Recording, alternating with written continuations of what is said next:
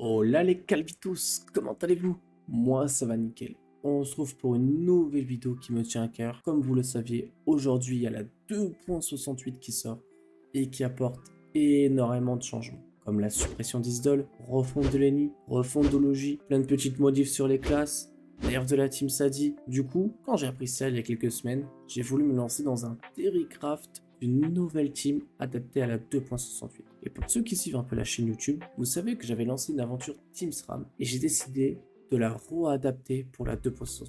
Vous allez me dire comment ça? C'est tout simple. Plus d'idole, donc au moins compliqué, beaucoup moins chiant, et qui dit suppression d'idole dit moins de ressources générées à la fin des comptes. Donc j'ai essayé de chercher la meilleure composition team pour optimiser le temps, et je vous vois venir, vous inquiétez pas, j'ai testé la team sur bêta avec des jets pas FM, des jets de craft, qui allaient gérer toutes les zones du jeu sans exagération. Après certaines zones sont plus longues que d'autres, mais vous pourrez même farmer les boss, car j'ai testé plein de boss comme le Cthulhu, où il est en 6 tours, on a testé aussi le Coriandre, où il est en 3 tours, donc la team a vraiment un faux potentiel de variété. Sur ce, nous allons passer à la composition de team, let's go. Donc pour la composition de team, ça n'a rien à voir avec l'ancienne Team SRAM qui se composait de Double Panda, Eni et 5 SRAM que j'avais fait sur YouTube. Vous allez dire, mais pourquoi tu as changé? Tout simplement car c'était long les combats. Après, vous pouvez quand même faire cette compo car très solide sur les maps crack, sur certains boss ou autres. Mais nous avons remplacé certaines classes. Du coup, la nouvelle compo de team se compose de 6 SRAM R qui vont full spam les pièges, insidieux, poison, placement. Un Enu qui va jouer premier en mode Red PMPP, initiative surtout. Et enfin un Kra que vous allez jouer air feu placement. Et surtout les gars, il faudra le jouer en dernier. Mais ça, je vais revenir après sur le fonctionnement de la team. Du coup, parlons des stuffs, mais surtout de l'investissement.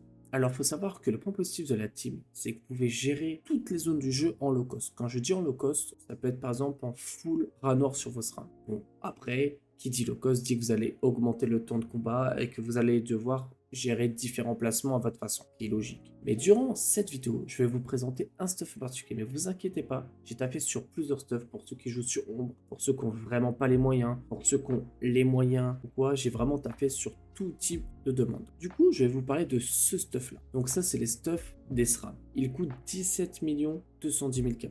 Sachant que quand j'ai regardé le prix des items, ont vachement augmenté suite à l'annonce dans Kama, donc les ressources sont augmenté de ouf. Donc il dit ressources qui ont augmenté, 10 stuff qui ont augmenté. Donc là, vous faites 17 210 000 kama x 6, ce qui vous donne un total de 103 260 000 kama. Ensuite, le stuff de l'ennemi, c'est celui-ci. Celui-ci va vous coûter 15 millions. Et pour le gras, voici le stuff qui va vous coûter aussi 15 millions. Après, moi, je suis sur Tilésialic, donc les prix peuvent varier. Donc faites attention selon votre serveur. Donc pour stuff votre Team SRAM avec de très bons stuff, vous en aurez pour un total de 133 millions. Sachant que là, c'était très bon stuff, les gars. Vous êtes libre après de choisir les stuffs que vous voulez, que ce soit des stuffs moins opti, des stuffs plus opti, ou vous faites en fonction de votre budget. C'est ça qui est l'avantage de la Team SRAM.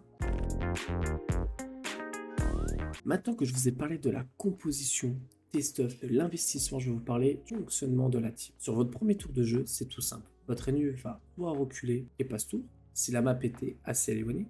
Si la map est plus type CAC ou rapproché, votre ennemi va tout simplement Red PM et pousser les mobs les plus proches et ensuite reculer. Vos SRAM vont tout simplement placer 2 pièges insidieux, faire une manigance sur vous et si possible placer des poisons si la map est type distance. Si la map est plus type CAC rapproché, vous allez faire le même tour mais au lieu de placer des poisons, vous allez utiliser plutôt vos sorts de placement pour essayer de pack le plus de mobs possible. Ce qui du tour de votre CRA, c'est tout simple.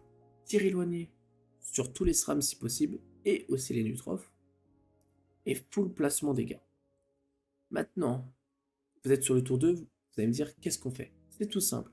Votre ennemi place une retraite anticipée, une avarice sur un maximum de SRAM, et si possible, le CRA. C'est pour ça, lors de votre tour 1, pensez à bien vous placer pour opti votre tour 2.